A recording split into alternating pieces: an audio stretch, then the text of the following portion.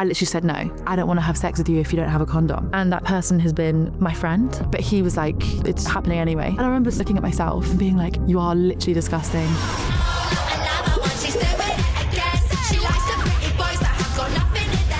We never really had any money when I was growing up, but I was like, I want to leave. I want to go to like a big city. I want to be a star. And nobody really got it. Posted the video where I was singing and it was like blowing up. I had a lot of no's, open mic nights where people booed me. So I was like, no way is anyone going to turn up and see me on stage. Then I start hearing Caity, Caity, Caity. So for me, when I went out on stage and there was all those people there, I was like, literally two of these. Look at all these people that are here for me. I worked so hard. What has happened in your life that's allowed you to be more vulnerable with your music? You were 8 years old when the assault happened? My granddad's next door neighbor grabbed me and like pulled me in. When you're little, you trust an adult to like do the right thing and like make you feel safe. I had to go do like police interviews. I was just so young. I truly believe that you are a very important voice for all generations. Caity Baser, we need to talk. Oh my God, I'm scared.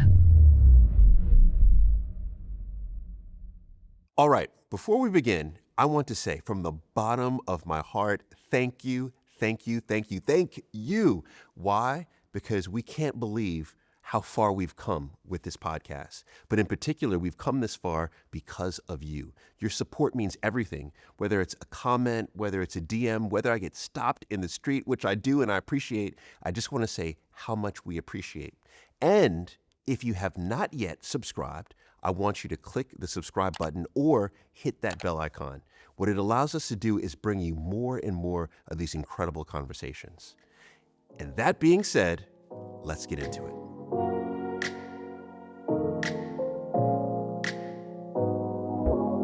Caity Baser, we need to talk. Whoa, what just happened? It just happened. It just started. Just like wow. Just like that. Okay. So, can we start in Southampton? No, let's leave right away.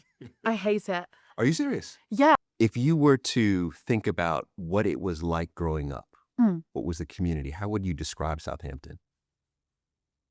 It was nice. Like, I lived in a council estate and like everyone was really friendly. I had a great like upbringing. My brothers are lovely. Life was good. Life was actually quite good. But I think the reason why I struggled so much is because I wanted to break the mold. Is that how you say it? Break the mold? Yes. Everyone was very happy with just sort of like buzzing about and doing the same thing. But I was like, I want to leave. I want to go to like a big city. I want to be a star. And nobody really got it. And I think that's where I really struggled. And I had a bit of like a shit time at school as well because I was quite a big character. And people didn't really get that. I'm quite an energetic person, if you couldn't tell. Just a little bit. Just a little bit. And that doesn't really bode well with like schools and exams and things. And I wanted to be a singer in school. And everyone was sort of like, yeah, good luck with that, mate. Like, I'm going to college and I'm studying chemistry. What are you going to study, Caity? I was like, music and music production and musical theatre because I want to be a star. And nobody understood it. No one got it. Now they want the guest list though, don't they? I'm sure. But it sounds like not only did they not understand it, but they didn't believe you could do it. Yeah, they didn't believe I could do it. And honestly, like every lunch or break time, I would be in the music rooms playing the piano because I feel like I felt a lot of things when I was growing up and I never really knew how to like explain how I was feeling. So I would like go to the music rooms and just sort of like play a chord and be like, oh, that's how I feel. Or like I used to love writing poems or writing stories. Like I've always been very creative in that sort of sense. That's always been an outlet for me. Okay. When people were pissing me off, I'd go and write a diss track in the music room. This makes sense. Right? But now, full-fledged adults, you can reflect back to how you were feeling. So when you were a little girl, 11, 12 years old, what were those feelings? Insecurity.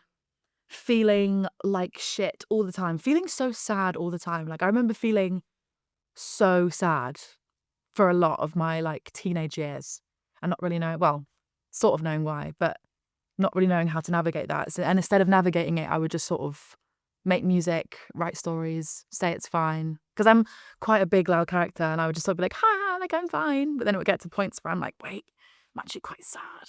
Yes. So you'd almost cover it up with the humor. Yeah, with the humor, which is literally what I've like done my whole life. Like even with like music and stuff, I've gone through some like really sad things like relationship wise, and instead of writing like a really heartfelt ballad, I will just make a song about how much I hate you and how I'm so hot and how I'll be fine.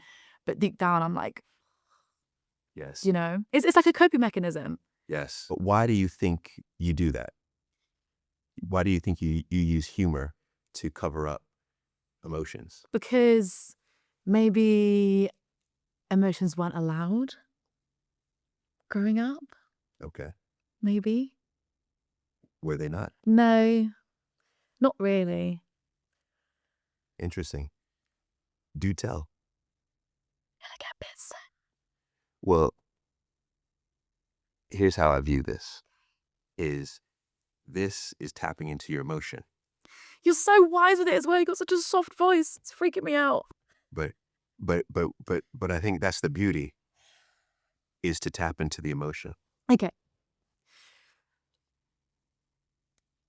I think that growing up, emotions weren't really allowed. Like, I was given like a few days to sort of get over things. Like things that were quite hard. And I think the reason why I'm so bad at like processing my emotions, because I wasn't given that like security emotionally growing up. You know what, Caity, this is like you just How have you done that? identified- No. But what you just identified is exactly right. Is that if you're not given the space, Yeah. not given the words, Yeah, you'll just keep it within. you just keep it within. And if you're a little girl, Yeah. there's a tissue, by the way. Okay. You like it. Oh my God. Boo. But also, if you're not able to witness people show emotion, Yeah. you probably think it's a bad thing. Yeah. And I really did like with my mum, like my mum would like never process anything. Like if there was any, like ever a problem, it would be like, nope, it's fine. I'm over it. Like, don't need to talk about it. Don't need to deal with it. But like me, I'm the kind of person that needs to like sit and like talk it through until it's fine. Otherwise, I will think you hate me and you're going to leave me basically. There you go.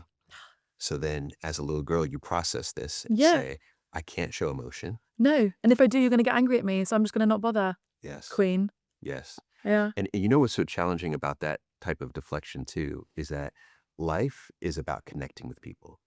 Yeah. You know? And it's great. I love connecting with people. Yes. But the moment that you deflect, so if there's a moment, like in that moment right there, you could have deflected, told a joke. We could have gone, kept moving. Yeah, it's fine. But instead, you stopped, you paused, you dug deep into the emotion, and now I feel even more connected to you, Yay.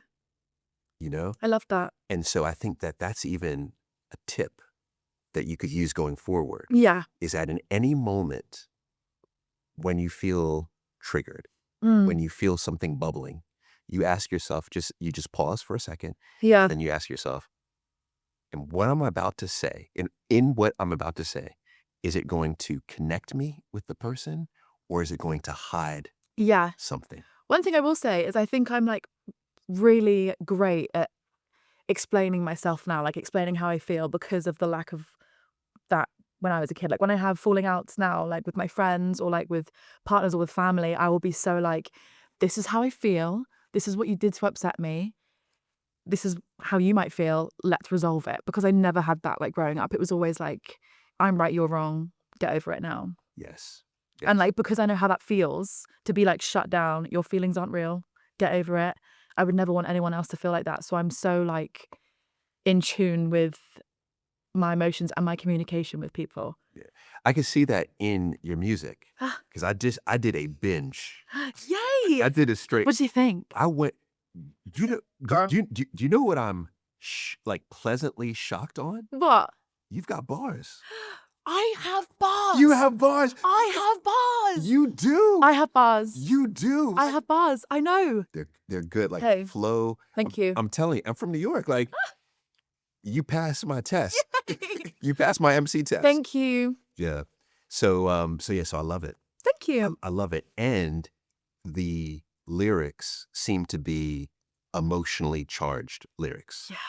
You know? Whether it's anger, whether it's sadness, it's always done with intent. Yes. Mm. Yes. So I love it. I Thank love you. it.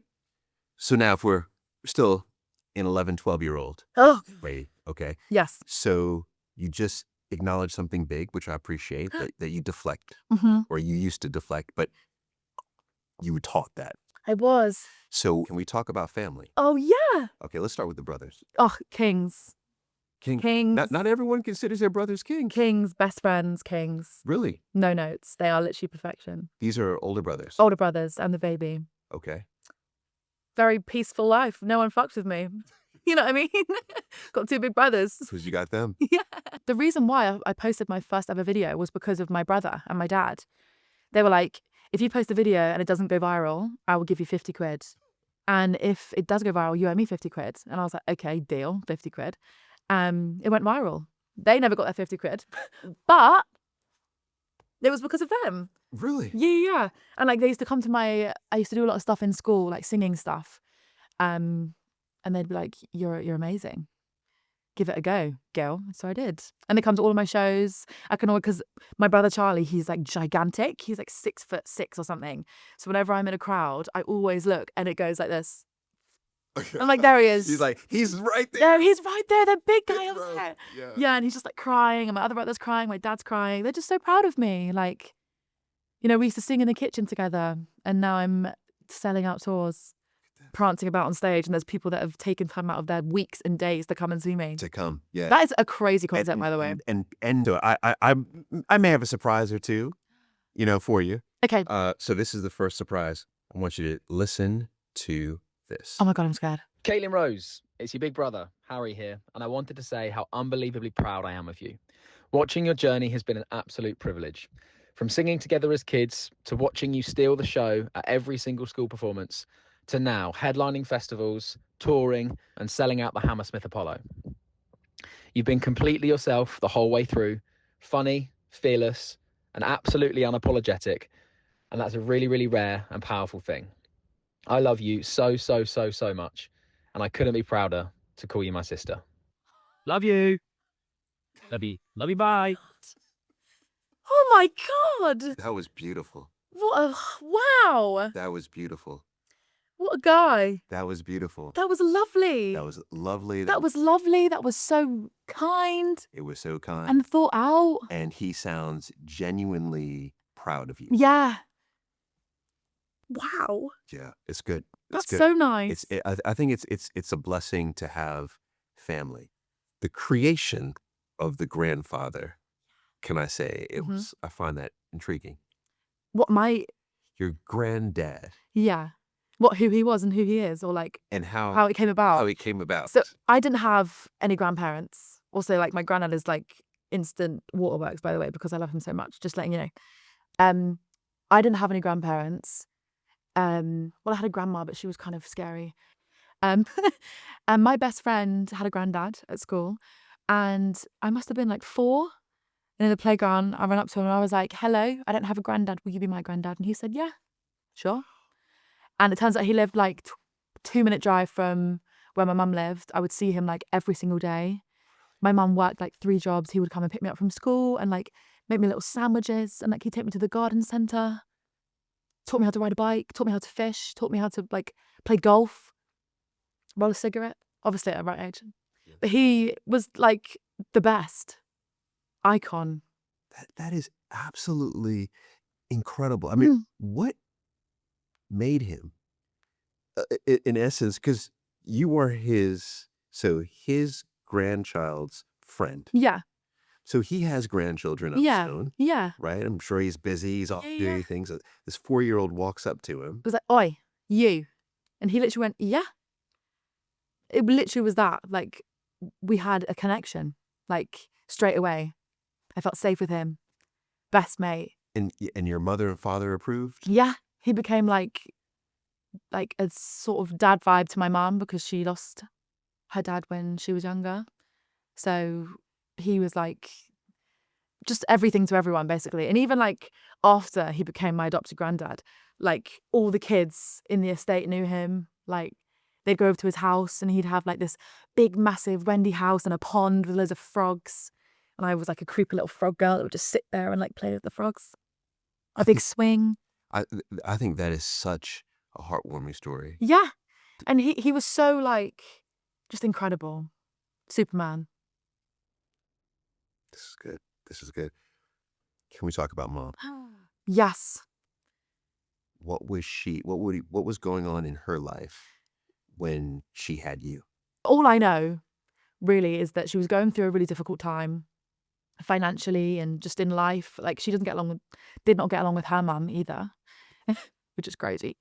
I think she was just struggling through a lot and was sort of left on her own to deal with things. Obviously she had my dad, but I mean like from her family, you know, which is hard. And like whenever I think about it with me and my mum, like I love her so much. I love her so much. And I think the only thing that keeps me holding on to her and like wanting to be cool with her is all the stuff that she's gone through and all the stuff she protected me from and my brothers from, because she was that strong, assertive woman of like, this is my like herd, get away, like I'm protecting. And she did.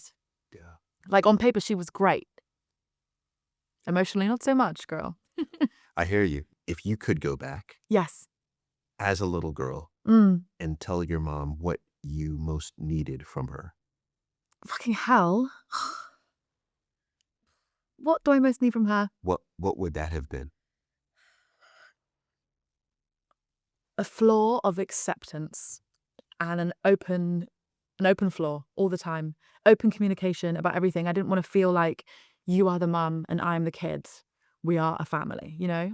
I feel like there was a big hierarchy there. Like, you listen to me, I'm your mum and I know what's right. And for like most of your like childhood, that is true. But when you get older, like when you go to school and stuff and you start going through things and you have all these things going on with your body, like I would just love to have an open floor all the time to just say whatever I want without being shamed or like, you know, shat on, basically. What is a memory that you have of being shamed where you wish it was an open floor? Okay. The birds and the bees, right? So when I was 17, I said to my mum, oh, I think I want to get the implant now, like contraception, you know? And she was like, why? Are you a slag? Are you a slut? You sleeping around? You're like, what are the boys going to say about you? And I literally remember being in the car being like, oh my God, like sex is a thing you should talk about with your kids. I had to have it with my dad, the birds and the bees conversation.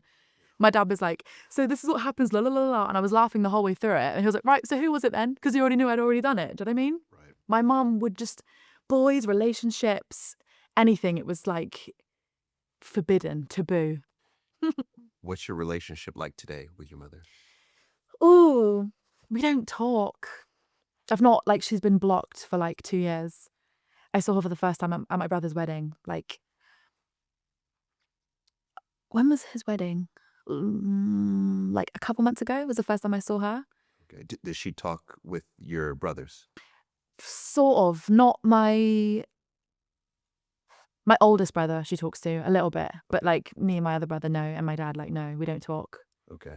Yeah. Okay. And this is so sad, but it's like been the most peaceful 2 years of my life without her Involved? interfering with my brain.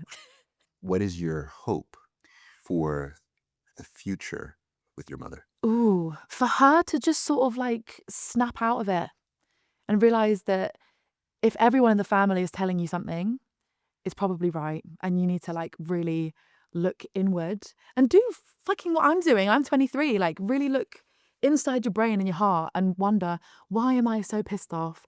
Why can't I deal with things? Why am I pushing everybody away? Why am I alone? Ask herself those questions. The thing that always gets me, is it's her first time living too. And she's allowed to make mistakes. Of course she is. Everyone makes mistakes, right? That's profound. It's a TikTok thing, so I can't take credit. But just before I go, thank you. I'm Shakespeare. Yeah, that was brilliant. Thank you. Well, I write songs. That was brilliant. Yeah, it's her first time living too. She's allowed to make mistakes. And I'm cool with that. But it's how you then deal with it after. How do you deal with the aftermath? Like, Yes. all the things I wouldn't just block her for no reason. Do you know what I mean? I wouldn't just not talk to her for no reason. Like, it gets to a point where you're like, you literally make me so unhappy. And if it was anybody else, I would have gotten rid of you years ago. But you're my mum. So it's like different. It's different. So kind of last on your mom, right, is have you expressed these feelings to her? I feel like I have. Yeah, I have a lot. Like, over the years, I've gone like, So you have. I've tried. Caity, I think the most effective method for you, a letter. Writing it down. Yeah. I've done this before. Have you? I did it to one of my best friends that really, really hurt me, my feelings. I wrote it all down in a thing and read it out to her. Yeah. This is the key. Or just write it, Send it. allow your mother to sit with it. Yeah, but I don't think she will. I genuinely feel like she never will. And maybe she won't. But if you have tried to express your opinions and you go into those scenarios where she just shuts you down, Yeah. then that is the most effective way. Yeah. And maybe she doesn't read it for another 2 months. That's fine. And it's fine. Maybe that's a great idea. But also I feel like it's just so far gone now. 2 years. And when I saw her like for the first time at the wedding, it was just so like weird. So weird. She was like, oh, like, I love you. And I was like, I love you. She was like, do you though? Really? I was like, oh God. Yeah. Like, I feel like I'm this big again and I'm going, please, mummy, love me, you know? Exactly. You've gone right back. Yeah, like, Little girl. and so whenever I have an argument with someone, I go right back to that like little girl Yes. of like, please love me. You're going to leave me. Oh my God, I'll do anything. I'm sorry. Yeah, You know? there you go. I do think in this case, the letter would be effective. Maybe I do it. I do. Hey, girl. Yeah. But if you do, let me know. I will. Truly, let me know. You can sign it off. Yes. Yes. You talked about not being able to concentrate in school. Mm. And I know you were diagnosed with ADHD. At what year? Well, I wasn't really diagnosed. I don't think I was. Interesting. Okay. But like, I definitely have it. 100%. Like, when I was a kid, I couldn't walk in straight lines. I'd be like, there's Mum would be like, come on, Kate, you walk in a straight. No. But also, I'm like blessed that I work in an industry where I can just like ADHD the fuck out. You know what I mean? I mean, do whatever I want. Absolutely. Let my brain think about what time it is in America and what I'm having for dinner next Tuesday. You know? Like, look at some of these stats, right? So you have, in the UK, 2.6 million people have ADHD, have been diagnosed, 2.6. 11.4% of children in the US have ADHD, 7% of children in the UK. But what I find to be, I feel effective is knowing that you have ADHD, Yeah. opposed to wondering If you do. if I do, and why is there a difference in me? See, I feel like I've always been really good at just being like, that's how it is for me. That's how it is. That's how it is for me. Like, I'm struggling with this because that's how it is for me, you know? I feel like I find security in that. Yeah. That's just how it is for me. You know why I would suspect that if I were to guess, Caity? Why? All right, this is a guess, but I would guess that because everything you've told me about your upbringing makes you more in the emotionally avoidant category. Ooh. And if you are emotionally avoidant, you kind of look at the world as it's me against the world. And I'm self-reliant. Yes. Right? Yes. And so typically this is what happens. So that would be my guess. That's a great guess. Oh, thank you. I'd say correct. All right, well, thank you. Thank you. Thank you. All right. Can we talk about music? Yeah. Okay. Oh my God. Because so this is where this is where I start to feel old, Caity. Is I remember, people being discovered on mixtapes. Yeah. Like, I remember people being discovered going out at the talent show. Yeah. Right? But it seems as if your break was your brother and your dad, I guess both your brothers and your dad, making this challenge. Yeah. 50 quid. I said, all right. Okay. So let's even back up, right? Okay. So they knew you had something special because that's the only reason why they bet you. Yeah. So at what point did you know, or did you begin to think that you were musically inclined and you had something special? That's a really great question. What point? I feel like, honestly, I've always known that I was different, which sounds so like cringy and like a bit stuck up. You think so? Yeah, like I always knew I was different. Like I always knew that I was made for something like this. I always knew it. And I knew it would happen one way or another. I just didn't know how or when or why. I always knew it. I think that's why I struggled so much at school, because I was like, I'm better than this. Ugh. I hate all of you. It's so scary, you know? Right, right. So in school, you're thinking, I'm going to be Like, why am I learning photosynthesis? I want to sell out the like arenas. So you were already thinking you were going to be on stage? Yeah. At what age? 1 day old. I don't know. Like I knew you were going to say literally like straight out hello, you know? Like I'm here. You knew it. I knew it. And I was always like a show pony, like when I was a kid, like bring my family into the lounge. I've made a dance, I've made a song, everyone come listen to it. Okay. Put on a show. Like I loved it. All right. All right. So then did you, because you had that inner belief, did you start playing instruments? Yeah, I taught myself the piano, started writing songs, sang literally everywhere, every single day, no matter what my neighbours said. Really? Who's the singer? Me. Yeah. Did you do talent shows? Okay, so here's the funny part is I actually did have stage fright. So I didn't have stage fright. And then I went to school, got very insecure about myself, and then got stage fright. And then it was my drama teacher, Mr. O'Brien, shout out to him. Okay. He gave me a solo in the school play. I was like, it was like the Buddy Holly story. That was the play. And I was Buddy Holly's. Well, come on. And my brothers, because, you know, like, I say they always believed in me. That's a lie. When I was in school, I would sing in the shower. They go, shut up. Oh my God, you're fucking. They came to watch this show where I was singing for the first time properly. And they were in the front row, like, and then after the show, they were like, Caity, that was really all right. Really all right. And I thought, fucking hell, all right. You think I'm all right? Because that was big. Yes. You're really all right. Yes. I thought, wow. I think that was the moment that I thought, really and truly, I can do this, and I'm actually all right.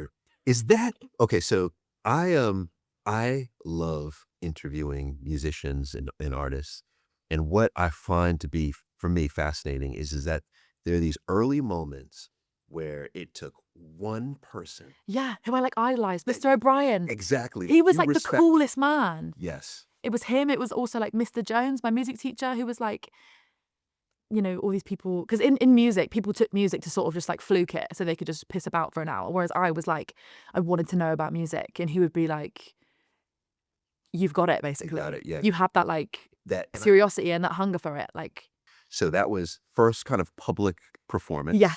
Did you have any others before you started posting videos? No. Like all my performancing experience, you know what I'm trying to say? Yes. Performancing experiences. Performances? Yes. All my performances. What the fuck was that? Are you joking? Performancing experiences. Performancing. You did say that, but I went with you. I was like, maybe that's a sentence. Maybe that could be, definitely. But performancing experiences. Also, I that was with chest as well. Performancing experiences. You own that. Never do anything half-assed, you know. Yeah. Yeah, it was all sort of like in school plays and like with college and stuff, but it was never like, I'm Caity Baser. Okay. Okay. So, when do you make your first video? In college, just before lockdown. Okay. How did it go? I made a song. And it had like a really super high note in it, like a little like whistly thing. I've been practicing it for weeks. I was like, I got to record it because then everyone will think I'm really good. And I posted it on Instagram and it got like 100 likes. And back then that was like huge. Mm-hmm. But I deleted it because I got scared of what people would think of me. And you know, when you watch something too many times, you think, ugh, I hate everything about that. I'm deleting it. Yes. Then lockdown hit. And, you know, lockdown gave me a lot of time to think. And I started thinking like, well, why am I not posting? I'm never going to see these people again. These people that could potentially judge me. So why don't I just do it? And there's around that time where they were like, lockdown's over, go outside and have fun. And then a week later, they were like, kidding. Yes. Get back inside. Yes. So it was during that like period. And I remember thinking like, I want to be a singer. I want to be a star. I want to do all of these things, but how am I going to do it? Like, we're in a lockdown. I live in Eastleigh in Southampton. I have no money. I have no way in. Like, what am I going to do? Mm-hmm. And I made a song about exactly that. It was called Average Student. It was about having no money and like having these big dreams and feeling like I can do nothing about them. Posted the video Okay. and then was about to delete it. Posted on TikTok. On TikTok. Okay. Was about to delete it. And then I was like, no, just turn your phone off. I literally turned it off. I was like, I don't want to look at it. Whatever happens, happens. And then my friend came and picked me up. And because we're so cool, we went to hang out in the M&S car park Oh wow. because that's what the cool kids do All right. and drive around really fast. And then I turned my phone back on and it was like blowing up, like notifications from TikTok. And I was like, what the hell? Went on the video, it had like 500,000 views and I had like 11,000 followers. Oh my. In how long? An hour? Wow. Maybe 2 hours. And then we plugged my phone into the aux and played this like 30-second video of this song over for about 2 hours. And we were running around the car, like all the windows open. Oh, I'm going to be famous. I'm a star. Oh my God, I've done it. I'm so cool.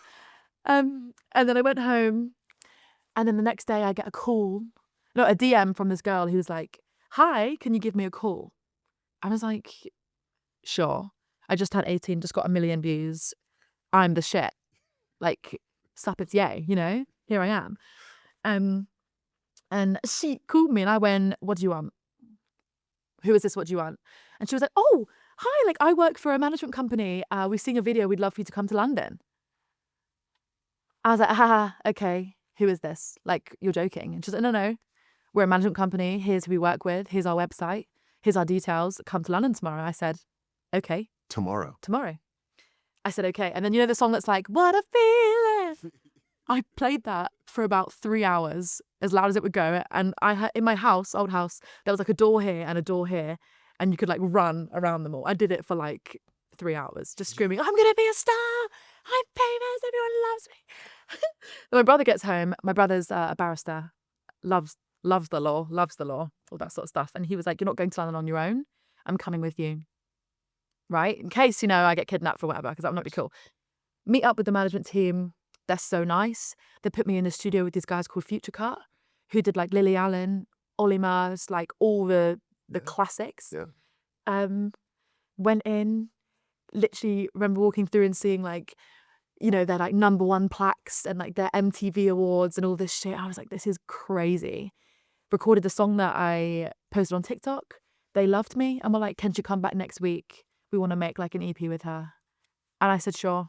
All right. So help me in this story to understand this. Yes. So you clearly have a lot of conviction in yourself. You had the dream. Yeah. Like you've been dreaming this since you were day one. Yeah. Okay. You get to London. Yeah. But this is not a record company. It's a management company. Right. So do you understand the difference though at that time? Or? No. No. Okay. I have no idea about anything. All I see is really cool producers, really rich looking managers, really nice offices, things that I've never seen before. And I'm going, this is the life I want. Thank you. Yes, Okay. please. All right. I'm in. Sign me up. Sign me up. And were you there? Did you have your brother? My brother, yeah. So it was just you and your brother? Me, my brother, and his girlfriend, who is like they've been together forever. So she's like family. Sorry. She's in the crew. Yeah, she's in the crew. We love her. So you then, I would imagine, eventually signed with that management company. Mm-hmm. Okay. Yes. So how does that then end up in a record deal? So you graft. You graft for like, I didn't actually graft that long, to be fair. Just I was going to say, because I was saying, because what year is this? This was 2021? 2021, and I got signed 23 or 22. Okay. Fuck. So I didn't actually, hey. You got to graft. You got to go through it all and then get signed after 2 weeks. It's so hard. No, but like, I did. I had a lot of no's and a lot of like, I did a lot of open mic nights. I did a lot of shows where people booed me. I did a lot of things. I did a lot of sessions. I worked so hard and I performed at Reading and Leeds. Okay. That was my first ever like proper show, Reading Leeds Festival, the BBC introducing tent. This was like one of the best moments of my whole life. I can literally feel like I'm there right now. All right. So break this down. But this is before though you have a deal. Yeah. Okay. So this no is one what got me knows the deal though. Okay. All right. This is good. Okay. Please. So this is what I'm pretty sure this is what got me the deal. But I had a song called Friendly Sex, which was about like sleeping with your friends and it getting really weird. Went viral. Everyone loved it. Then I played Reading and Leeds and I just thought nobody was going to be there. Like, I couldn't believe that, like, the numbers on the screen on TikTok were actual real life people. So I was like, no way is anyone going to turn up. Anyway, I'm backstage and it's all going wrong. Like, my band, their things aren't working. They can't cue the tracks. So all the tracks we rehearsed, gone. Wow. Gone. So I'm sat there backstage going, don't panic, la la la la la, everything's fine. I can't see anyone out there because I'm like backstage. 20 minutes goes by and they're like, you can't perform, like you're too late. And I was like, oh God, like this is awful. Then I start hearing Caity, Caity, Caity, very loud, right? I'm like, is that for me? And my manager's like, yes, like get on the stage now or they're gonna like cut you, like you can't go on. She literally like pushed me out onto the stage. And there's a video of me, I literally go, there was like 3,000 people in front of me. Wow. I'm getting goosebumps right now because I'm like there, I can see it. And I just come on and I go, and everyone's like, wah! Anyway, all the songs we rehearsed, didn't sing. We just sang random ones that they had from like ages ago. So it was all sort of like chaotic, but I was completely at peace. It was all going wrong behind the scenes, but no one would know because I was having the best time ever. How would you describe your feeling in that moment? Unbelievable, like a god. Literally, I felt so amazing and like everything in my life had led to that moment right there. All the tears and the ag was for that moment right there. And even afterwards, like they all stayed behind and I went out to meet them all and I got up on the bars and I was like jumping and everyone was like, Katie. And I was like, this is what I've been waiting for. All this for me. All this for me. All right. So now how did that then, you think, translate into or end up getting you a record deal? Because all the label people were there and they thought, oh, she is legit. Okay. And I think, you know, I'd met with a couple of them prior to that. And then that was the one that just sealed the deal because they saw the transition from numbers and data to real life people. I see it. Because if you can get views, that's great. Cool for you. But if you can pull a crowd of 3,000 and the BBC introducing 10, that's tiny. Yeah. Then that's it. Real. What do you think was it about you or how you use social media or how you built community to actually put the people in that place? Because to your point, there's so many people who are uberly popular on socials, right? Yeah. But no one would ever go show up to see them. Yeah. I don't know. I think it's just because I'm real. I don't know. Like I post things in real time about real experiences and I'm honest. Like I don't sugarcoat anything.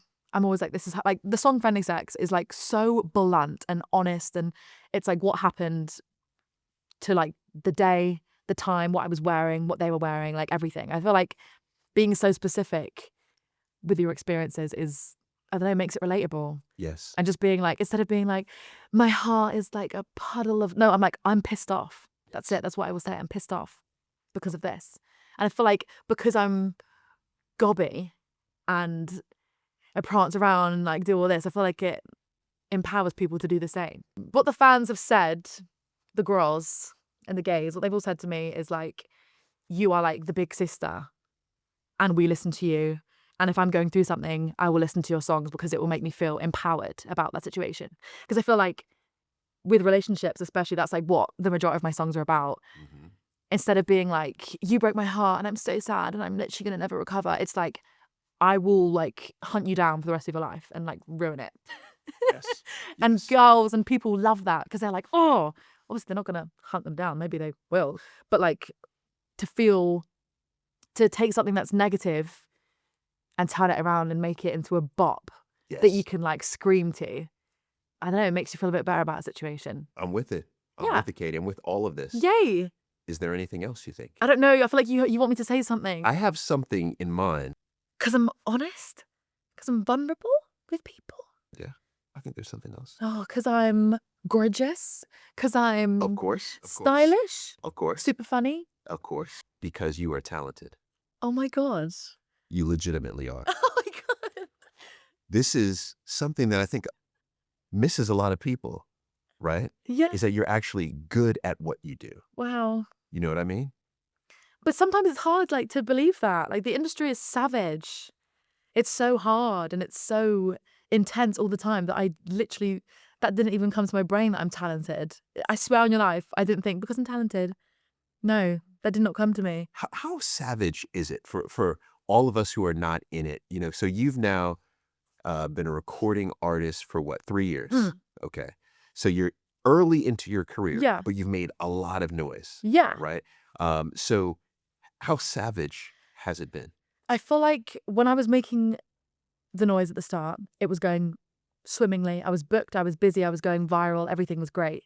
Whereas I feel like if you take your foot off the pedal, even just a tiny bit, like it's all about the algorithm and numbers and how viral you are now, basically. Like when I first started doing music, I understood everything. It made so much sense. I was like, this is what I have to do to make a hit song. This is what I have to do to reach people. Whereas now it's completely changed. And I have no idea what to do anymore. And I actually had a bit of a moment recently where I was like, I'm shit. Like no one wants to stream my music anymore. Because I've made like this new music that is so personal to me and so great for me because it's healed a lot of things that have got on with me, but no one wants to listen to it. Like the streams are awful. Like no one wants to stream it. If you're not streaming, if you're not going viral, you're not doing well, basically. Okay. So it's the perception. Perception. But how do you manage this? Because to a certain degree, the streams are important. Visibility is important, right? So how do you reconcile that? You have people showing up for you. Yeah. But yet, you were concerned with the algorithms. Yeah. In essence. I feel like keeping the balance of performing live, that's like, as long as I perform live, I don't really think about anything else, genuinely. Whereas when I'm not doing anything, all I look at is the streams, the numbers, the comments, the people. And when nobody's doing that, I really think that, no one's there anymore. They've forgotten about me because I've like stopped posting, I've stopped going viral, and it's really scary. This is my dream and I want to do it. But then you go out on stage and you see real life people with brains and hands and legs that have come to see you. Yes. That is way more important to me than a stream or a viral video. And they're connecting with this more vulnerable music that you're creating. Yeah, for sure. In real time, in front of my face, Yeah. So I know one of the pieces I wrote down was Story of Her. The same. Yeah. Yeah. So when you think about Story of Her and more vulnerable music, what has happened in your life over these last 3 years that's allowed you to be more vulnerable with your music? I've fallen in love. Full stop. I fell in love with a man who is so safe and so secure. How did you meet him? And what was your opinion of him when you first met him? Wow. This is like my favorite type of conversation. All right. Like I'm always waiting for someone to bring it up so I can just talk about it. Here we go. I first met him on a music video shoot. Okay. And my first opinion of him was, wow, gorgeous, terrifying also because he was is so gorgeous. And I went up to him and I said, I like your top. And he said, thank you. I like your dress. And I was like, thanks. But he had a girlfriend at the time. And I had a sort of situation. Oh my gosh. Can we back up? Back up? Okay, hold on. Oh, wait. Don't fall off. Okay. So, all right, you had a situationship. Yeah. He had a girlfriend. Yeah. He's on Can I set. put my shoes on here? Because I want to get comfortable. Get comfortable. Okay. So is he working on set? So he was model. Okay, so he's there to kind of work. He's there to work. He's there to work. And this is your video set. Yeah. Okay. All right. So there's a power imbalance too. I felt so sick walking over there. Like, hi. Because it's your whole setup. Yeah. So the first words that you two exchange is you say, I like your top. I like your top. But I wanted to say, I like your face and marry me now. But I just said, I like your top. Okay. And then what's funny is like years later, he goes, this is the top I wore when I first met you. I went, is it? I didn't fucking look at your top. Like, I wasn't even looking at your top. So you lied to him. I lied. Your first interaction was a lie. Hey, the top might have been nice. So, it probably was. All right. And then that just continued throughout the day. Yeah, but it was just like best friends straight away. Like banter, being rude to each other. Okay. Like making each other laugh, like properly laugh. And he was like, I don't really find that many girls funny, but you're like my mates. You're really funny. All right. He said this day one? Yeah. Okay. Because you're really funny. I was like, I know. Okay. Now, what happened? So I was drunk one night in a pub Here it goes. and he texted me. Here it goes. He texted me and he was like, right, let's cut the bullshit now. Like, I've fancied you since the day I met you. I know you have too. Let's just suck it up and like get on with this because I want to see you and I want this to be a thing. And I was like, yeah, to be honest, when I first saw you, like, I love what he said. And then I met up with him the next week after and have literally been with him every single day since, pretty much. Well, We live together. He's my best friend. I love him.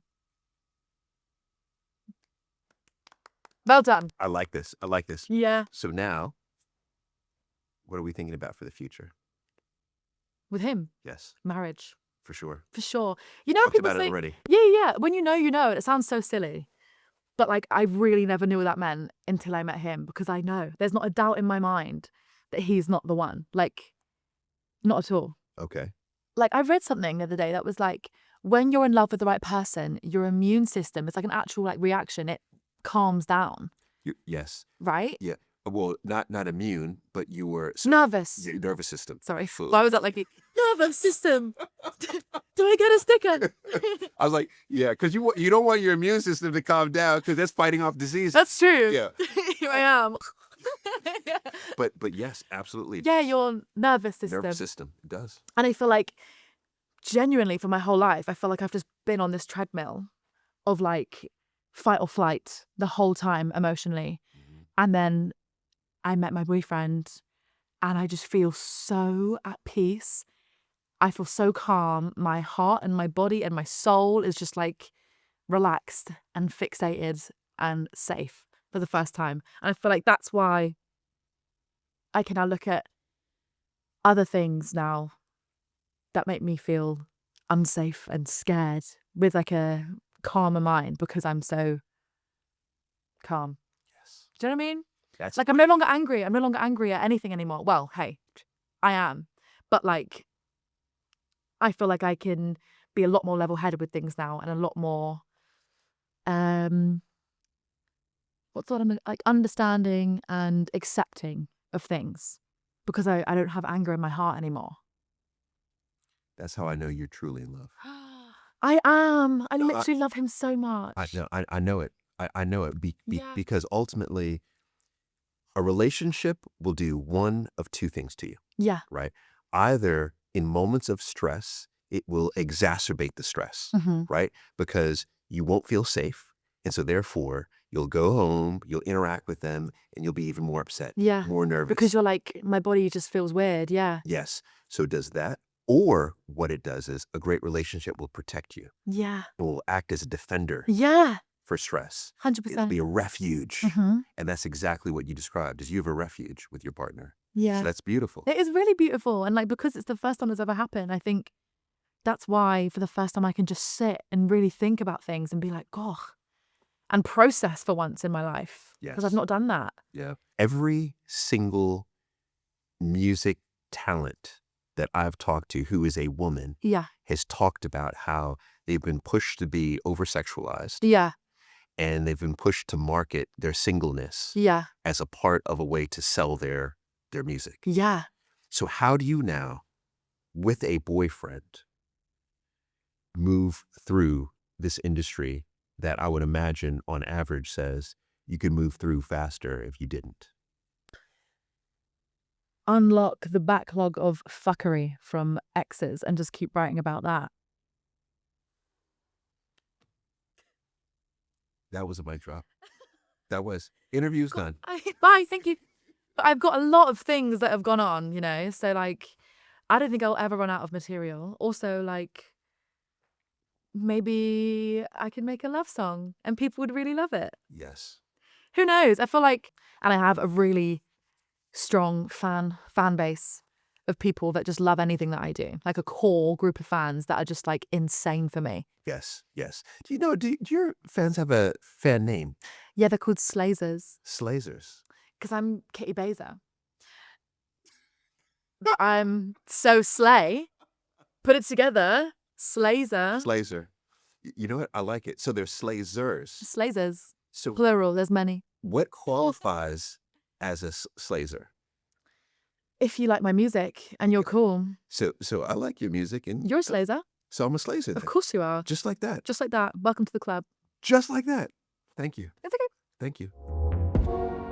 Look, we have a lot of reality TV stars on We Need to Talk, and I'm always talking to them after the recording about what's happening in their lives. And you know what always comes up is that they all are building their own businesses. They are their own brands.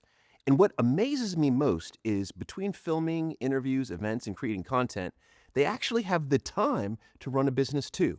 But when I ask how they do it, almost everyone gives the same answer. They're using Shopify, which also happens to be a sponsor of this show. You probably know Shopify as the platform that helps you sell products around the world, managing things like shipping, inventory, and returns. But what I didn't know is how much more it can do. Shopify's AI integration writes copy, enhances photos, and even creates campaigns. If you're starting your own business and need extra help, visit shopify.co.uk/need-to-talk to sign up for your £1 per month trial. Our show sponsor Tinder wants to know what you love most about the summer. I love everything about the summer. In particular, I love the taste of barbecue. I love the feel of barbecue. I love the smell of barbecue. I love barbecue. But you know what else I love most about summer? That it's all about vibes. Not pressure, just that laid back, anything can happen kind of energy. And it's actually quite similar to the space that Tinder creates, one where you can ease into possibility. Tinder isn't about forcing connections. It's about catching a vibe. Like when someone laughs at your weird joke or shares your obsession with obscure 90s R&B, which I have. Now that's a vibe. It's casual, but not random. There's intent in the connection. And when those vibes align, sparks fly. That's when curiosity turns into connection. And a good conversation turns into something real, off Tinder and in real life. So I encourage you to take the pressure off this summer and lean into the spark. Whether it's a date, a new friend, or a story you'll tell for years, Tinder helps make it happen. It starts with a swipe. Download Tinder today. Career-wise, Yeah. you talked about obviously a lot of stage performances that are highlights Yeah. for you. But are there any other just magical moments that are almost surreal? When I played the Summertime Ball, Wembley Stadium. Wembley, yeah. Honestly, This past year, either one before. the one, okay. I never get nervous, like I said. This whole day, I was like I couldn't do anything. Like even get my makeup done, I was just like, oh my God, oh my God, oh my God, oh my God, oh my God, oh my God. And also, I went out on the stage on a bike. Oh, wow. I cycled down that time. That's probably like this wide. Cycled Risky. one-handed. Let's have it rah! On my bike. Also, it was interesting because I normally support people like Tom Grennan. I've supported him in Gunnersbury Park. This is a great example of like people coming to see an artist Yes. and maybe not coming to see me, the support act. But the majority was there to see like Sabrina, you know, Faz, Yeah. sing. But it was difficult because for the first two songs, everyone was just sort of like looking at me. Oh, wow. I know. But then I was like, do you know what? I used to come to the Summertime Ball when I was a kid and I saw me on two big screens, like massive screens, like walking down the runway, and I started welling up and I was like, I can't believe I'm here. This is so cool. And then the second that I sort of started like letting go and enjoying myself, everyone was like, well, like she's having a good time. Because I believe that you can't look at somebody having a good time and not enjoy yourself. Even if you hate me, you can't not enjoy yourself because I'm having fun. That's a pro tip right there. Right? In life. It's for real. Yeah. Like if you don't like me, you think my music's shit, you think I'm dressing weird, whatever. But if I'm having an absolute blast and you're hating on me, that's really sad. Yes. You know? I love that moment for you. Mm. And I love the lesson that you just pulled from that. Yeah. And I mean, I think that's why you resonate so much as, you know, a voice, especially of Gen Z. But do you feel any pressure with that moniker? Because I've seen when I've looked at all these different articles about you, I've seen that this kind of comes up in a lot of the articles, like she's the voice of Gen Z. How do you feel about that? I love title? it. You love it? I love it. Okay. I love attention. I love it. She's like, yeah, I'll take Yeah, I'll take it. Like, that's great to me. You know, if people view me as that, it. Yeah. that's so cool. Okay. Thank you. So then what does being the voice of Gen Z or one of the voices of Gen Z, what does that mean to you? Just being honest and keeping it real. I feel like now we live in an age where like you need to grow up really quickly and you need to have it all figured out and you need to have a 10-step skincare routine and you need to like be an adult and have it all figured out basically, and you don't. You really, really don't. Like people will look at me and think, oh, she's got it all figured. No, I don't. No, I don't. Like I'm sure, well, you probably do have it all figured out. Like No. you give that energy. I mean, I'm trying to work through many things. See, this is what I mean. Like, I feel like just keeping it real and like, I don't know, talking honestly about things and not sugarcoating anything. Like, it's hard being a young person now. Like, it's really hard. Like, when I was in school and stuff, it was difficult because that's when social media and stuff was first becoming a thing. But now, like, some of my friends' little sisters, they're like, they look older than me. They like put all this pressure on themselves to be a certain way. And I just think, like, slow down. Yes. So my boys are, it's funny, my oldest is Gen Z. He's 14. So he's just at the end of it. And then my youngest is Generation Alpha. So What? Yeah, that's the younger generation under Gen Z. Generation Alpha. Generation Alpha. Okay. Yeah. That's cool. Yeah, they're Alpha. And I can already see slight differences between them. But within my oldest son, right, the Gen Z and his friends, like they are like all day. And what I noticed too, and they were the first ones that put me onto this, is that they don't even look at the content first. They look at the comments first. Yeah. I find that to be, I know. like, it blows my mind. It's like, No. so you're not going to watch the video first? No, you want to see everyone hating on it. Like, I was like, I know. but what I've also noticed, and I think you represent this, and I see this with both of my boys, is I feel as if there's an emotional availability that older generations didn't have, Yeah. you know? And that's Wasn't like we're a lot more accepting. exactly. Oh my God, 100%. You could be Exactly. anything you want now and no one bats an eyelid. Like, do whatever you want. As long as you're happy and you're not causing any harm, do your thing. So then back in the music. Right? Yes. When you think about, in particular, even this latest EP, Mhm. what tracks stand out to you the most? All of them. I hate this question. Literally all of them. They all have like a different purpose, a different meaning, like a different part of my brain that is like been listened to. Okay. Yeah. Okay. All right. So let's go down the list here. As I Am. Mhm. Da-da-da. Wow. I love that you every time I say a title, you sing it. I mean, you're very musical. No one can deny that. Yes, honestly. You were very Whatever I do. Yeah. Da-da-da. Oh my gosh. So, As I Am, what does that song mean to you? That song is basically the description of what we were talking about, like the nervous system thing. Finally feeling like I'm accepted as I am. Because I genuinely believed that, like, I mean, I've not had many relationships. Like, there's only like 2 that were like significant to me. Well, I've only had 2 but you know what I mean.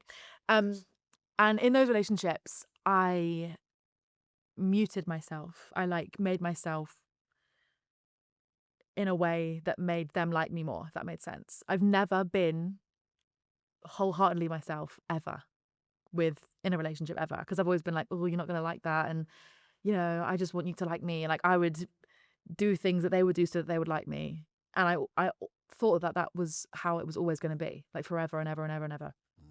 And then I met my boyfriend, and it's the first time that I've just like not changed anything, like not one single thing. Anything I do is authentically me, and he's never looked at me and gone, shut up, like you're being annoying, or like that's weird. No, he just joins in.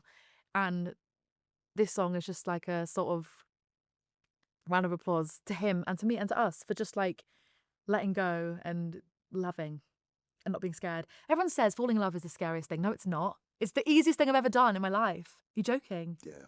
Like, I feel so at peace. I never worry about anything. It's amazing. Yeah. See, I agree. It's one of those where I think there's a lot of these lines that are given to us Yeah. that are scripts that are, false and myths. Yeah. No, it does. Love is not scary. No. It's toxicity is scary. That's scary. But Yeah. there's a study, a Harvard study that I think you would love if you're not aware of it, because you might be aware of it. Well, I am 23, so. Yeah. So, because for those of you that are not aware of this, right? But what it does is it looks at when you have a strong emotional connection with someone, how your life changes. So if you have a high, strong emotional connection, which you do, you make more money, you are healthier. So to your point about the immune system, you're healthier, and then you're happier. I'm like the happiest I've ever been in my whole entire life. And I actually mean it. I feel like I've always said, yeah, I'm fine, I'm happy. But I'm the happiest I've ever been in my whole entire life. Everything feels so secure, so stable. Obviously, the music is a bit of like a crazy up and down situation. But I mean, like, personally, I've never felt so level and happy. Yeah. It's wonderful. It's a win. Yeah. One more that's time. another mic drop. It That's is. another mic drop. Got loads of them. Just a heads up before we get into the next section. It involves sexual assault and childhood sexual assault. So please watch with care. So what other tracks that are distinctly different or telling a new story than you have in the past?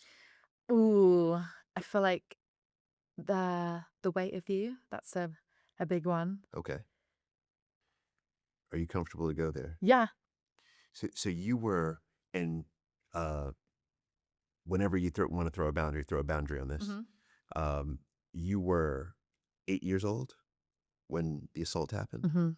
Okay. Crazy. Do I keep going? As much as you'd like to disclose. Yeah, well, what do I say? What happened? How it happened? As much. And I tell you, this is one where you have to say only what you are comfortable saying. Yeah, I feel like I've actually gotten really comfortable with talking about it now. Okay. So I was 8 years old. I was out with my granddad and was going back to his house. And it was my granddad's next door neighbour that did it to me, who I knew, and we spent a lot of time together, and he was really, really lovely to me. And my granddad like sort of parked the car up and just like went inside because he was like, oh, like, hi Katie, you all right? And that was normal. I was like, oh yeah, I'm good. How are you? And I started talking and doing whatever. And then, yeah, my granddad was inside, and then he just sort of like grabbed me and like pulled me in, and it was, yeah, that happened. And then I came out and like obviously was like, that was wrong. Went to my granddad, like burst into tears and was like, take me home, take me home, take me home. Went back to my mum's house, and my brother opened the door and was like, what's happened? Like, because I was roaring. And then my granddad told him what happened. And then Charlie was like, what? Are you joking? And then I remember being upstairs with my mum coming home from work, and she was like screaming on the floor. Oh, it was so bad. And then it also like sort of affected mine and my granddad's relationship as well, because my mum obviously would have been like, well, how the fuck have you let that happen? But also he wasn't to know. I wasn't to know. That's why I sort of skipped over. Hello, you're right. Yeah. But it was really hard. And like, I feel like that's where like all of my issues with myself and like with relationships, I feel like that's where it all stemmed from. Because like when you're little, you trust an adult to like do the right thing and like make you feel safe. And I guess my perception of that was sort of like fucked up at such a young age. And it made me feel really weird about like men and relationships. And maybe that's like the reason why like I let other things happen as well, because I thought that was just sort of like what went down.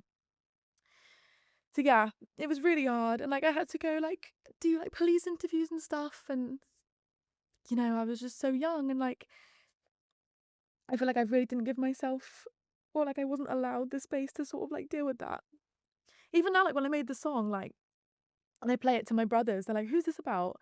And I'm like, oh, that thing that happened. They're like, fucking hell, like I forgot about that. Like, but I'm like, that's such a massive part of like who I am and like the way I deal with things.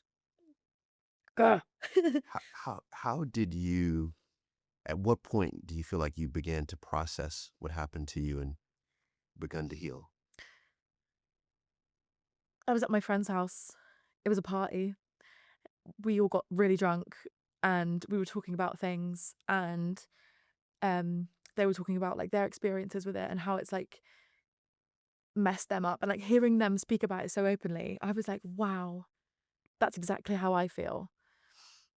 And they were like talking about how it's like affected their perception of men and relationships, and how it like made them feel about themselves. And I, for the first time, I felt like, oh my God, that's exactly how I feel.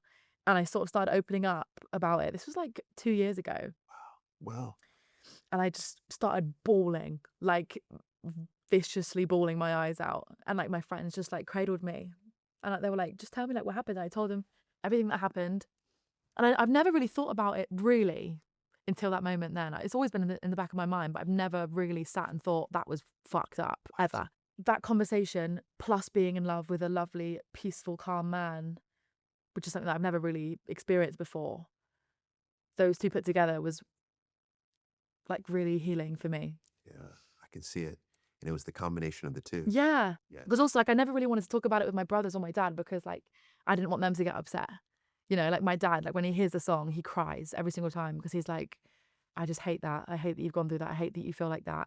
Obviously. And the same with my brothers. Like when I sang it at BST, they were both just like sobbing. Were they? Yeah. And I just think like I don't want to talk about it with them because I don't want them to feel upset. So I keep it You keep- inside. So they were aware then, but then it was not discussed No, any further. ever. Never, ever, ever again. Because it was just like, that's happened. Not from them. Like, they were kids, but I mean like Yeah. my mum, I guess, was just sort of like, that's happened now. Move on, sort of thing. But I feel like when you're that young and your brain's still like molding, that was like a key part of my makeup, you know? Oh my goodness, absolutely. And like I couldn't ignore it. Like I'd go to sleep at night and I'd literally think like, I'd think about it every single night pretty much and be like, what the fuck? That was so weird. And then it made me feel weird about like trusting people. Like I feel like that's probably why I became so insecure, like in school. Maybe it wasn't the kids. I think it was probably that. So do you believe that, I don't even actually put any words in your mouth, is what was the specific reason why you decided to write about it now and talk about it now? Because I think it's the first time that I can look at it without any anger, which sounds really weird because obviously I should be angry and I am angry, but like I've accepted it now. Even Ray was the reason why I thought I should write it as well. When she wrote that song called Ice Cream Man about Okay.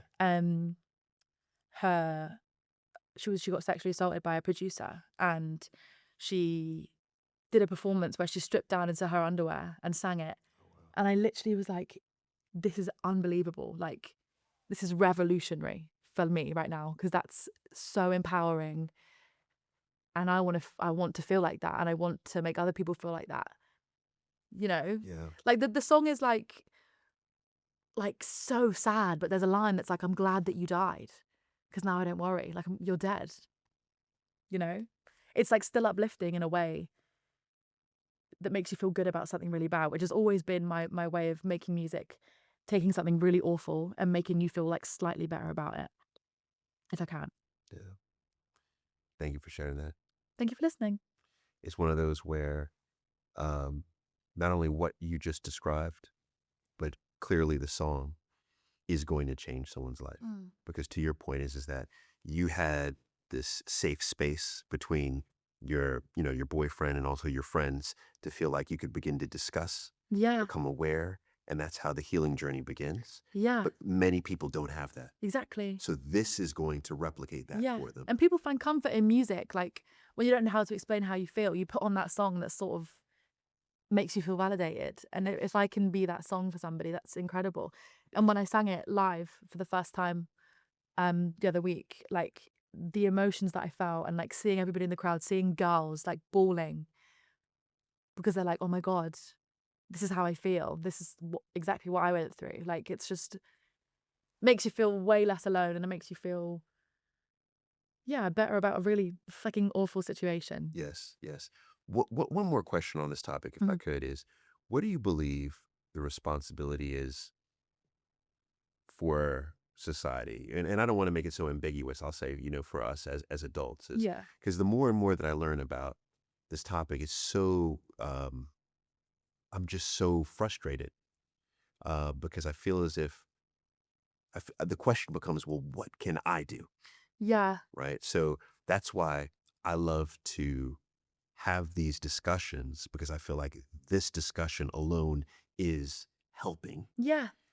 But what more should we be doing? I feel like calling people out is a really good one. Like Okay. some of my, well, not my friends, because they're not my friends, but like I see people act in a certain way and their mates don't say anything. I think if you're just letting it happen, you're part of the problem. Like if your mate says something really weird or makes a girl feel uncomfortable or makes anybody feel uncomfortable, you say, "What are you doing, mate? Like you're being so weird." I feel like that's a great step in the right direction. Okay. Done. But This is my checklist. Done. But I Done. do that now. no, good. And like, Yeah. but I feel like people are embarrassed to like tell their mates like you're being weird, but no, like it should be fucking common sense and the bare minimum to, if a girl says, "Oh God, no," you go, "Okay, no worries, bye." Like I have never made anybody feel uncomfortable in that way ever. I listen to people, like if they're like, if something's going on, they're like, "Oh no thanks, cool, done." Whereas flip it the other way, it's a lot different. Yes. It's like, "Are you sure? No, come on, please, are you sure?" No, Okay. bye. That's helpful. Mm. I think that's helpful for many. So thank you again. Thank you. Thank you. Can we talk about another song? One more song? Okay. Drank Me Dry. This is like the sequel to The Weight of You. Okay. There have been a few occasions where, I've been seeing somebody and that person has been my friend and they have, what's the right word here? I've basically said no and they've gone yes. Do you get what I'm saying? To sex. Yeah. And like doing stuff. And I remember like, it's the whole song, Drank Me Dry, is like, it's so annoying because like I really liked you and I really loved you and you were so much fun. And all it took was one night for you to just fucking be so weird and like make me feel so uncomfortable and ruin everything. Like, what was the point in that? Yeah. It's so annoying. And I remember like, I don't know, I never thought that there was anything wrong with what happened to me because there was, two separate occasions where it sort of happened and I didn't want it to. So in that though, did you distinctly not give consent? Okay, so there was the first time I literally said no thanks. And can I like talk about it? Like, can I say the things? Yeah. I think this is very helpful. Okay, because I feel like it's good for young people to actually hear it because Yes. if your gut is telling you, ugh, it's not right. Yes. Like, I remember basically saying like, I don't want to have sex with you if you don't have a condom because mommy wouldn't let me go on the implant, boo. So like, I didn't want to do that. But he was like, no, it's sort of like happening anyway. And I remember he was like on top of me, trying to have sex with me. And I was like pretty drunk at this time as well. So I was sort of just like feeling really weird, knew it wasn't right. And I put both my feet on his shoulders and it sort of like started happening. And I literally went, ugh, and pushed him as hard as I could off. And he fell on the floor and I was like, what the fuck is like wrong with you? Like, what are you doing? And this was the worst part. So his bed was like here and there was a window here. And then all of his mates turn up and they're like, oi, what are you doing? What are you doing? He goes, get in the bathroom, get in the bathroom. And I remember sitting in his bathroom, looking at myself and being like, you are gross. I looked at myself and I thought, ugh. But then at the same time, I couldn't go home to my mum because I know she'd be like, well, where have you been? What have you been doing? You shouldn't be there in the first place. It wouldn't be like, what's happened, baby? Let me talk to you. It would be like, sort of, you brought this on yourself sort of thing. So I was like, I can't go home. I'm pretty pissed. I feel really awful. I'm going to go to bed. Although at that point, I actually wasn't pissed. I was completely sober at that point because I was like shaking, So you stayed there. I stayed there. I got back into bed and I laid there and I fell asleep and I woke up about 7 a.m, bolt upright and was like, I was like, let me out. Let me go. I want to go. And he was like, oh, why? Why? You don't want to stay? You don't want to stay? Bear in mind, this guy was like one of my bestest friends. But I knew, I was like, this is really fucking weird. Like, I need to go. And then a year later, bear in mind, like during this whole year, I was still his mate. I was still talking to him. I was still on FaceTime to him. I was still like, love you. You're so much fun. And then I was at the river near my house with my best friend, Molly. Big up, Molly. And we were talking about things. And she was like, oh, whatever happened with you and like so-and-so? And I was like, I don't really know, but like something happened this one time. And I don't know, it really just freaked me out. And I told her everything that happened, like all the details. And she sat there and was like, Caity, that's really not okay. And I was like, what do you mean? I was like, he's my best friend. He wouldn't do that to me. It's not what you think it is, but I just think I've taken it wrong. And she was like, no, that is literally assault. That is abuse. That is all of the things above. And that's the first time that I realized like what had actually happened to me. And then I text him like a week later saying like, by the way, I just thought you should know that night, I remember everything that happened. I literally wrote it down, sent it to him, and he went, we're going to have to agree to disagree on this one. Like, I don't think that's how it happened, but whatever, basically. And I was like, okay. And I've not spoken to him since. Awful. When you look at that, do you see that as sexual assault? Yeah. Awful. Like, this is what I mean. Like, I have never, ever, ever, ever, ever made anybody feel uncomfortable sexually, ever. No. Okay. No worries. Should we watch a movie? No worries. Right. But that night, like, he was pretty drunk as well. And, like, he just didn't care.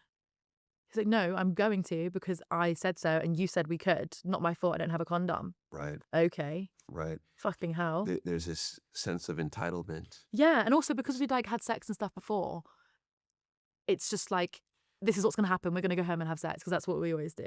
Yes. Yeah. But no, sometimes no. Exactly. Like, I think this is also part of this ongoing myth is that if you have had sex once, that it's consent forever. no. And absolutely not. Oh my God. Even in relationships, like you can have sex whenever you want. But if one day you're like, nah, Exactly. it's fine. Exactly. It's so fine. Exactly. In marriage as well, there were some laws that were just recently changed around this because for a very long time, a man having sex with his wife without consent was not against the law. And What? it was not. It sounds so stupid, Yeah. and it is stupid. And it took a woman to sue her husband, who she was separated from, right? Not even in a day-to-day relationship, in order for the laws to change, where obviously now, you can't literally, there are men raping their wives, right? But many don't understand this or realize. Because you don't, like, in the moment, you're like, well, you love me. Right. And I'm your best friend. And you would never do that to me. So it's obviously not that. But no, it is. If you wrote that down and describe what happened, that is literally, yeah, awful. Yeah. Yeah. But that was such an important story to share because I think there are many people who would side with your thought in the moment. Like, this is my friend. Yeah. Also, like, oh, he didn't mean it. He Like, didn't it's mean- fine. He didn't mean it. He's a nice guy. He's a nice guy. Yeah. No. Yeah. No. No. Yeah. I mean, that was, it's so hard to look at that and say, God, but it was sexual assault. Yeah. It was rape, Yeah. And so but I appreciate your advocacy and your reflection of this. And it is something that, this is a specific topic that I am going to figure out how I can become an advocate around. It's really difficult to get people convicted of this sort of thing. It's like, it's really difficult. But like, to even just talk about it, not many people do. Like, even with their friends or even with my mate Molly, I didn't tell her for a year because I thought it was normal. Yeah, look at that. My best friend since I was a kid. What happened? Oh yeah, maybe he, what the fuck? Right. right? And he surely didn't tell anyone. No, 100%. Yeah. There are two more stats. 1 in 4 women have been raped or sexually assaulted since the age of 16. Since the age of 16, and 1 of 6 children have been sexually abused. Yeah, it's Sickening. it is absolutely sickening, and it's something that I'm personally going to continue to try to do more on. But having these conversations are such a strong starts. And I feel like if I am the voice of a lot of people, young people, well, then I will continue to talk about things that aren't often talked about, Yes, like those difficult topics, because it's really important to have someone to look up to and go like, fuck, that happened to me. yes, That was not right. yes, And I'm not going to let it happen ever again. yes. Okay, fair. All right, I have enjoyed this conversation thoroughly, and I have one last surprise for you. What is it? Okay, you have to close your eyes. You ready? Oh my God, what is it? I'm scared. No, Is no, no. it alive? Don't be scared. Oh, no, don't be scared. Don't be scared. Yeah. Hold out your hand. Hold Is out it your hand. alive? Okay. I want you to take a look at this, and when you do, I want you to tell me what you have to say to this person. Okay? Okay. What you have to say to this person. Okay. You have to say who the person is and what you have to say to this person. Ready? Okay. Look.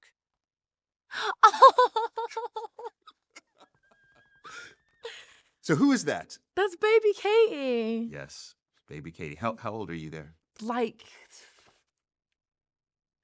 2, 3? Yeah. I remember that onesie so much. It was so comfortable. Had little like footsie things. It was amazing. Yes. But then I got tall. What do I have to say to her? What is 23-year-old pop star Caity have to say to 3-year-old Caity? That she's enough.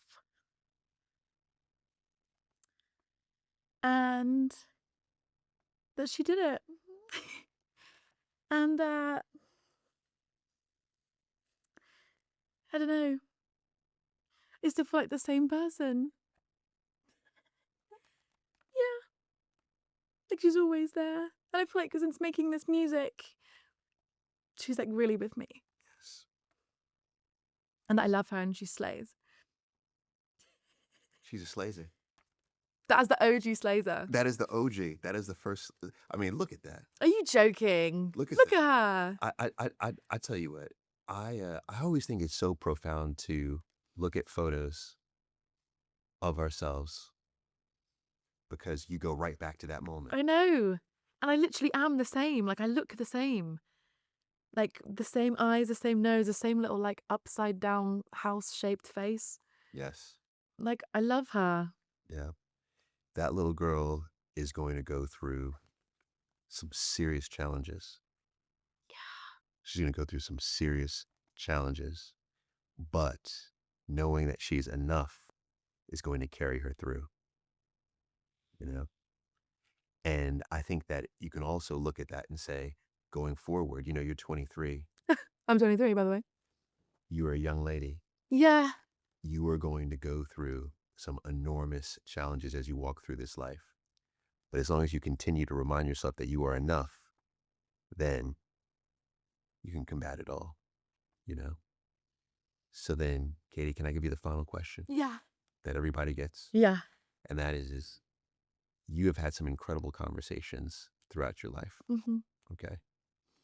What is the most memorable conversation you've had? Who is it with? And what did you learn? Most memorable conversation. Yes, I know this is hard. That's a lot of conversations. And you're 23, so you.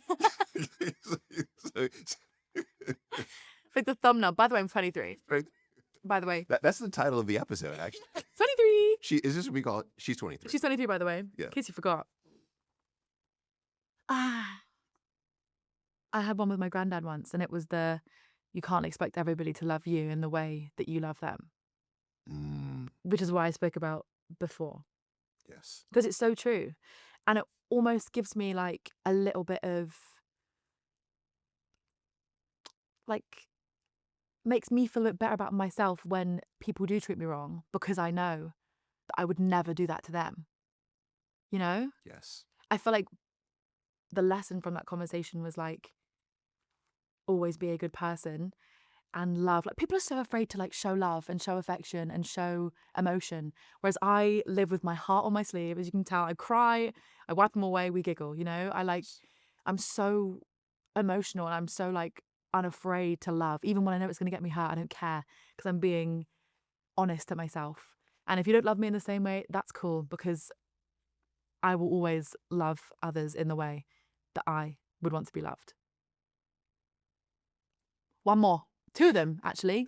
You've had multiple mic drops. You've had at least 4 to 5 mic drops. That is crazy work. That might be a record mic drop. Well, thanks. Yeah. Caity, I will tell you, thank you. Hey, thank you. I remember through doing this research, reading a few times, she's the voice of the Gen Zs, the Gen Z voice, the Gen Z. And I was like, hold on, I need to sit with it. Yeah. I need to assess this. Girl. I need to see what's going on. Yeah. But you know what? I adore you. I truly believe that you are a voice, a very important voice, for not just Gen Z, but for all generations. You know, I think that what you are doing is you're saying, I've gone through some stuff. Yeah. Right? But I'm still standing.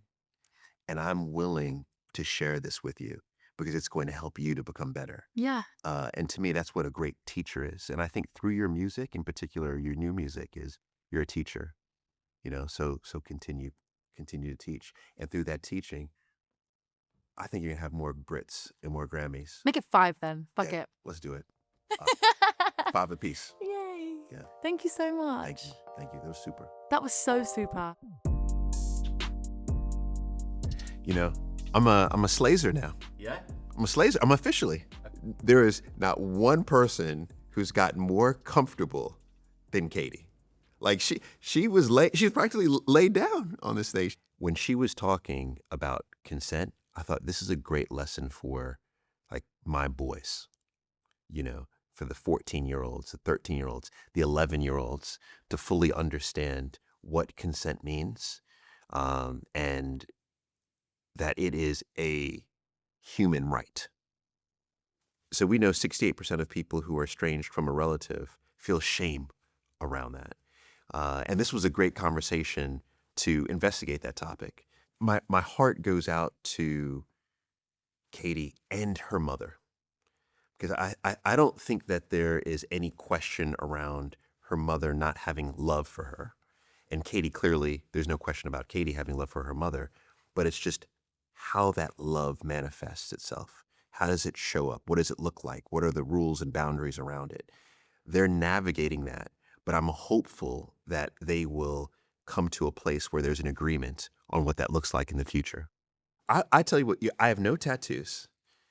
I find it hard to see myself getting a tattoo for anyone living.